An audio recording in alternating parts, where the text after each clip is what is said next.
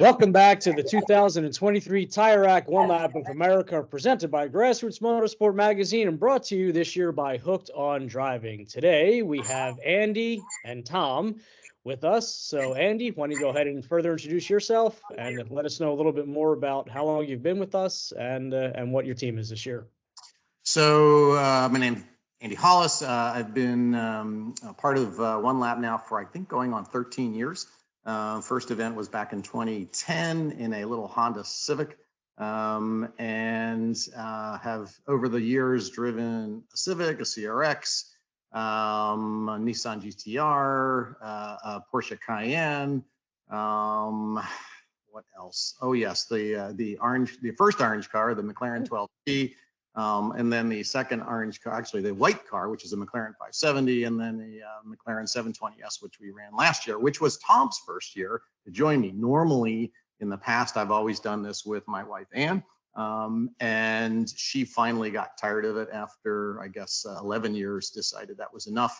And so I recruited Tom because we, part of what we do is we represent the magazine Grassroots Motorsports, for which I write for, and Tom is actually a part owner as well as in charge of the ad department there. And so technically, I guess Tom's my boss in a way, sort of.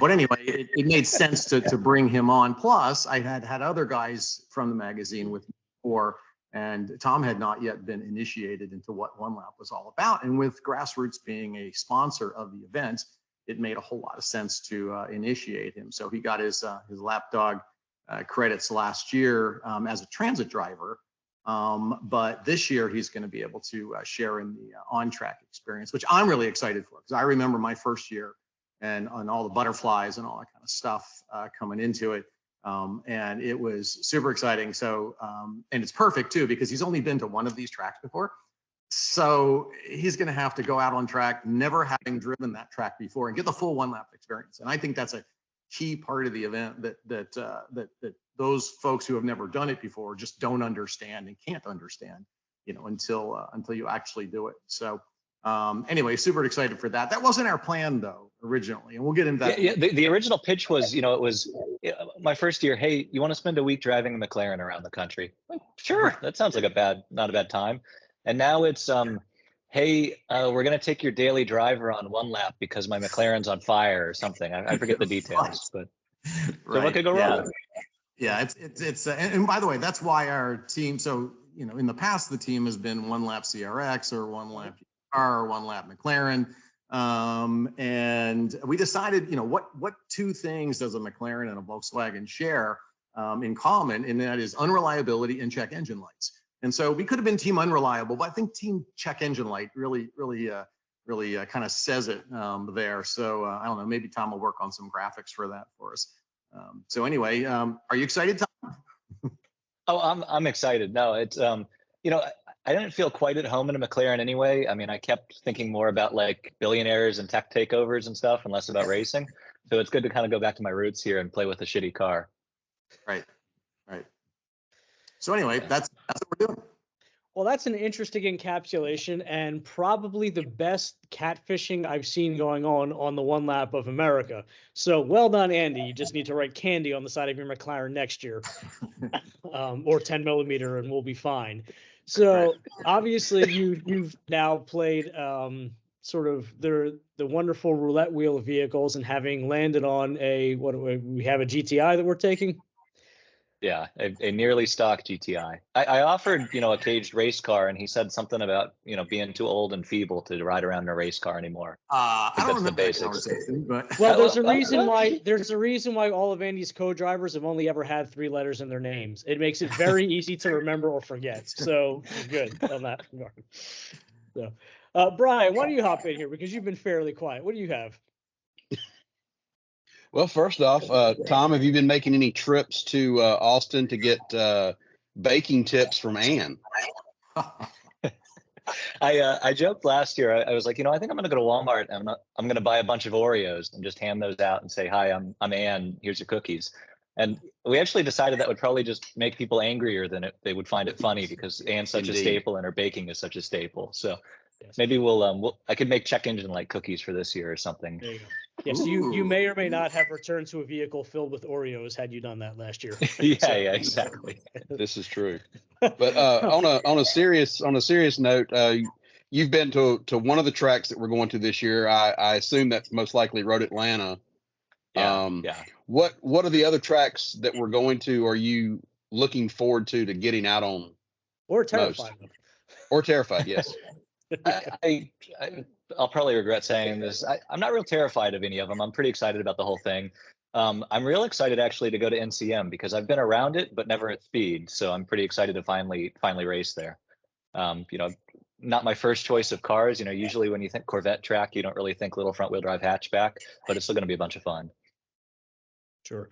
So my question is for Andy here, and I know that this is probably a question that's weighing on some people's minds, and obviously you're very magnanimous in the McLaren, sort of giving you the middle check engine light again, and you're going out with Tom, and it's great to hear why, and I think it's a great reason, but at the end of the day, it sucks because you have over the years, we've watched the progression of the vehicles and the up and down in the standings. And a lot of people, including myself, were thinking that, you know, we really were hoping that this was going to be your year. You know, we thought all the stars were aligned. You know, we're really rooting for you. And then the news comes and we read it and it's just, we're as crushed as you are, not as much, but close. So what was sort of led up to that, and how are you feeling with regard to that? Well, Andy, I think you have to start by saying what our plan on paper was this year. I mean, you could say it out loud. Our plan on paper? What are you talking about? It's a win. You penciled in win one lap. No, I then did retire not. the McLaren. I did not. But for sure, I saw this year, as you did, as a good opportunity. And the thing about one lap is, you have to look at it as an opportunity because the event is so hard just to finish the event in one piece, or to finish the event with your car operating at 100% the whole time. It's just so hard to do that. And in fact, it's hard to get to the start line with your car in one piece, as we see this year, unfortunately. And all the prep work that you have to do to maximize that opportunity, which includes getting out to some of the tracks, getting things fresh in your mind, getting the car all set back up and things like that. You can't just let it sit there in the garage the whole time. And that has risk with it as well.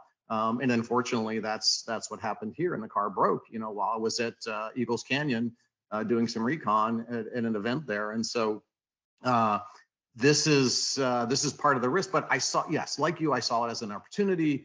You know, the odds were pretty good. Not that you could say, oh yeah, we're definitely going to do this, or, you know, but I was at least taking every opportunity to make the situation as good as it could be, for a run at it. And, you know, and so certainly it was disappointing, but at the same time, so Tom and I already talked last fall about, you know, what are we going to do for this year? One, do you want to do it again after, you know, which that took like 3 seconds for him to say yes. And then two, he came back with, I'd like to drive. And I said, okay, well, you know, I'm looking at what's going on here. How would you like to just let me drive one more time in the McLaren before we retire it and then move on to one of your cars? So that was already our plan for 2024. And Tom was all signed up to do it. And be the support cast, you know, again. And so this really just accelerates that plan. So we're back. So plan B this year is what plan A would have been next year. So for me, yes, it was disappointing, but the flip side is it's like, okay, we'll just move to next year's plan. Now, does that mean that the 720 comes back next year? Who knows? I don't know. Because Tom's going to go and catfish his own person next year. So what are you going to do? That can happen too, Yeah. because he is a boss. We also talked about something else, which was the CRX making a return.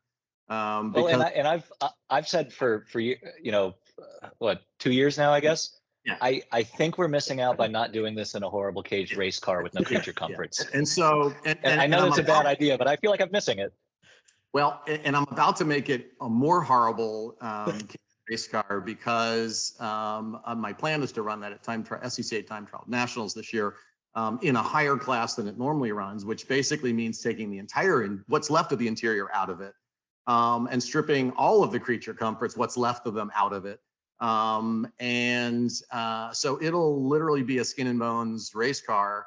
Oh, and putting even bigger aero on it and all that kind of craziness. And a more highly tuned motor grenade type situation. I mean, that, assuming it makes it through Time Trial Nationals, would be the perfect one lap car for Tom. And especially after the McLaren and the Volkswagen, think about how reliable the K-swapped Honda is going to be. It's going to be such a breath of fresh air. So anyway, we're sort of kicking that one around for next year too. Now that I'm going to do that work anyway, it's like, seems like a natural. Okay. Well, Anne would be proud, particularly that she ran away from it from this year. Yes, I think if that were the case. All right, Brian, what do you have? I think one thing, my two favorite CRX memories, number one was 2013, and so miserable that she crawled into our X5 and enjoyed the heated and massage seats for about an hour at the drag strip. Right. And then number two, watching you come down the front stretch at NOLA at like Mach 3. That was the craziest thing that I've ever seen in my entire life, how fast that car was. And it's a shame that most people have never seen that car run. You're making a good case. Just laying on the guilt. Yeah. Come on, Andy. It's tugging at my heartstrings. So Andy, here's a question. When you're on that plane headed here in a couple of days, what are you going to tell everybody?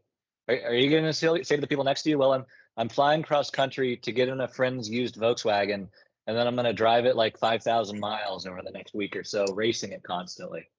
No, are you going to make something better up? By the way, speak of the devil, the baker herself, look who just walked in there. And what's going on? We're doing our YouTube thing. Oh, okay. Well, I'll think about you guys while I'm sitting on the beach in Hawaii. we miss you, Ann. Miss you too. Have a safe journey. We've got 4 seats this year. That's true. You could join us. Y'all just have a really good time. We have an entire motorhome. There's still 3 or 4 days to get cookies baked. The only thing I will do is miss you all. Okay. It is. Well, we're going to pause for a second from beating on Andy for his car choice, and let's recognize something else and get into another question for a moment here. So it is safe to say, and you, as you wrote this morning, that I think you are now one of the most trusted tire reviewer out there right now with your features. Perhaps. So, given all of your expertise, given that you are well lauded for your reviews, what tires are you running this year? We're going to run the Bridgestone. Or is it a secret? Oh, oops. We are. Did I use the word not? Yeah, we're not. No, we're gonna plug a sponsor.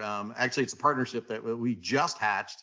And in fact, I would have liked to have run them on the McLaren, except that they don't currently make any sizes that begin with 3. And they're working on that, but they don't. And that car very much needs a 3 size triple XL. But no. So we're gonna run the RE71 RS. The interesting part will be the size tire that we're running versus the wheel size that's on the car. And if you've watched any of Tire Rack's recent videos on wheels and tire sizes, and if you've looked at I guess our current edition of Grassroots that's out there right now, and it's also online, a story that I wrote regarding the same thing. And it's interesting because Tire Rack and us had no idea each other was doing that story, and we came to exactly the same conclusions. So you'll see us running on tires that are not nearly as big as what you might expect, and there's a reason behind that. And we're hoping to prove some of that out, at least on the skid pads. Even if the car doesn't have the go to really make it on the big tracks. And the little stuff, we're hoping to at least make a bit of a splash, on the wet skid pad perhaps. And if it's wet on the dry skid pad, maybe there too. So we'll see. But yeah, that's the tire. That's not what we were going to run on the McLaren. That we were going to run something else on that. Okay, fair enough. Brian? Yeah, Tom, you're saying that the Volkswagen is your daily driver. It is used and mainly stock. What have you done to prep the car for the event, or what are you still doing to get the car prepped? Sure. So I'll take a minute and plug our site, grassrootsmotorsports.com. We've got a whole project car page with every single step of the quote unquote build so far. But basically, it's a bone stock 5-year-old GTI with wheels and tires, as Andy mentioned.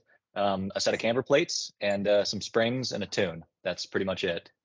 So we'll see what happens. I think we modified it just enough, basically, to bump us out of stock class, as is our way.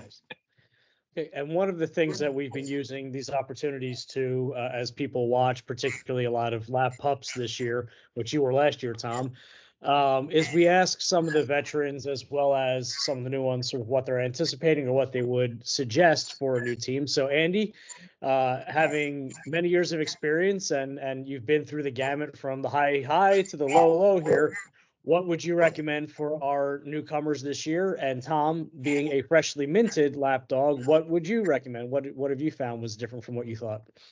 Right. So what I always recommend to people is, if you're thinking of doing an event, now obviously people who that were already signed up for it already have a car in mind, but people who are thinking about it in the future is, don't bring a highly modified car.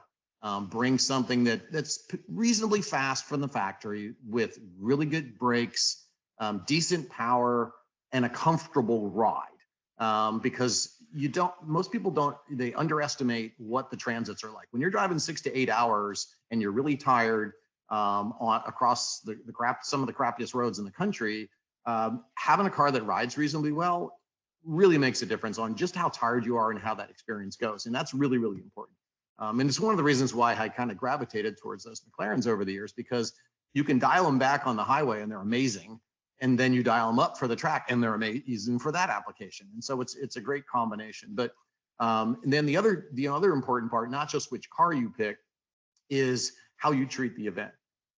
Yes, we keep score, but it's all of us against the event. We're all trying to help each other get to the finish line. Nobody wants to win because some other guy broke or had a problem. People will stop on the side of the road to help each other out. It always happens. The event, the drama will come. The drama is going to come. And so the event is just so hard just to complete that the drama will always come. So expect it. Be ready. Don't expect things to go the way you planned them. They're not going to. So just be dynamic and be prepared for anything and have a good positive state of mind. And you'll have a good time. I mean, just have a good time and then let the results be where they are.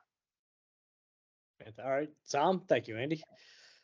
I think the biggest thing I realized watching Andy do one lap the first year, and watching him win his class, right? Trying to remember how, every single hour counts, and not just like the minutes add up on track, but every single hour of the day is time you need to use to further your goal, whether that's have fun or win one lap. So you're either eating or sleeping or racing or transiting, and if just be real intentional with your time and try and figure out, okay, I have 1 hour to kill. I need to, these things need attention. Let me work on that. Not just kind of dilly-dallying and kind of wandering your way through it. I think how strategic Andy was with his time was really, really remarkable. Fantastic. Thank you. Bryan? Wow. That's a pretty great answer from Tom. I'm sitting there with bated breath. So Andy, well, I just forgot what I was going to ask. Don't worry, it gets worse as you get older, like me. Andy, have you told them why the McLaren isn't coming? Let's have that conversation. Sure. Because the alternator failed. Well, Which, wow, Andy, that seems like a weird reason to take a car out of an event a month early. It sure does. It sure does. And the alternator was replaced last fall, and it failed again.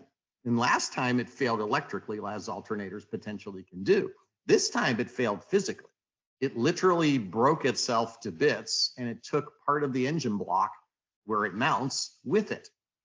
Therefore, the solution is replace the engine. So, and not just a couple of boogered holes and all like that. So the engine is getting replaced. And this is I've got a TIG welder. We could just weld that up quick for you. There, machinist buddy of mine who does all my tire mounting and stuff. He's like, if you bring it over here, we can probably make it work. And that's true. But the car's under warranty and all like that. And it's like, I'm going to let them fix it and all. And the good part of, if it wasn't for one lap, I'd say, yay, I get a new free engine with brand new turbos and all this kind of stuff on it. But the timing is pretty poor. And so I was counting down the days as to when they could get actually started on it, because the whole warranty approval process just drags on and on and on. There were some holidays in there which ate up some time, and we finally made the call earlier this week and just said, you know what, it's just not going to happen. But Well, I was coaching Andy through, the stages of grief and how to deal with loss, how to accept it, how to move forward, that sort of thing. And he's doing really well. I've got some therapy books on tape we're going to listen to on the ride, try and help. Nice. But yeah, You have a diffuser in the car to just kind of help with the aromatherapy and everything. Right. Nice. Yeah. Nice. Right. Exactly. So, which, by the way, that's one of the fun things that I really enjoyed last year. Not that riding with my wife isn't a blast, because it's always fun and interesting, and it was always typically the best week of our life, because we were in a confined space for a long time, so we really couldn't argue like normal, because we probably would have killed each other. Not enough room to throw things. We would give each other a lot of slack and all like that. But I really enjoyed the ride with Tom last year, and in fact, my favorite memory from last year wasn't even a particular track or something. It was the transit from where did we go? We were going to Hallett from Nashville or something. Barber, right. Yeah, that's right. And it was a seldom used interstate and all, and we had very little time to make that transit. It was the longest transit of the thing, and we were just hauling the mail and telling stories and having a blast. And it was so I've known Tom's parents for many, many years. So I have all kinds of dirt on his parents and stuff now. Little do they know to spring on them at the right points in time. So, but we told a lot of stories and stuff that and what happens on one lap stays on one lap. So, that's all between us. But that's a key part of it, is having the camaraderie with your co-driver for all that time. I got to see Andy do some acrobatics when I almost hit a deer. A deer jumped out, and I slammed on the brakes, and a McLaren's got great brakes, and if you're asleep in the passenger seat, you fly about a foot before the seatbelt catches you, and it's pretty entertaining. Sorry, Andy. They have the ergonomics perfect in there, where you come within like 2 inches of the dashboard before it finally stops you. So basically, I woke up. It's giving you an appreciation for the seatbelts. Yes. Yeah. Nice. I think my favorite from last year was watching Tom learn about where the McLaren collects water when you're getting out of the vehicle. Yeah, I got some cardboard. I was trying to mock up like a way to make like a little rain funnel. So when you open the doors on this, it dumps a gallon of water in your lap, just to kind of help you feel at home. You just put a bucket on the roof with a string attached to it. Yeah, exactly. Like in Home Alone. So getting into the business of the one lap and racing for a moment, obviously, as Andy knows, without a warranty, particularly, it can become a very expensive hobby and sport. Right. And then you started with a McLaren and you wind up in a Volkswagen. So, or you start with a Honda, then wind up with the McLaren, then end up in a Volkswagen. Well, I was already joking that we were just going to trade this on a WRX for even more punishment when it breaks. Nice. So obviously this could all be very expensive, and with Grassroots Motorsport, I'm sure it's a help. But do you have any other sponsors, partnerships, and or charities that you are working with this year that we can talk about? Tom?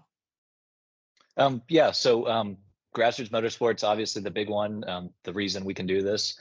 I wanted to give a shout out to 034 Motorsport too, because they've been, not just sending parts to help this little car survive one lap, but also a lot of advice, even going as far as like, hey, if you want to data log your first couple sessions on one lap, our techs can look it over and make sure you're all good. And like, yeah, it's really not that complicated. It's going to be okay. But they've been real helpful, bunch of support. And Bridgestone, as Andy mentioned, for hooking us up for the perfect tire choice, I think is the correct term. And and Titan 7 for some wheels. So but again, Grassroots Motorsports mainly for making it possible for us to do this. Paget Racing pads. Oh yeah, and Paget Racing pads to hopefully not melt anything. One other thing I'd like to add to that with respect to Grassroots is since we've been doing this all these years, I've been writing the stories in Grassroots, and they're all online.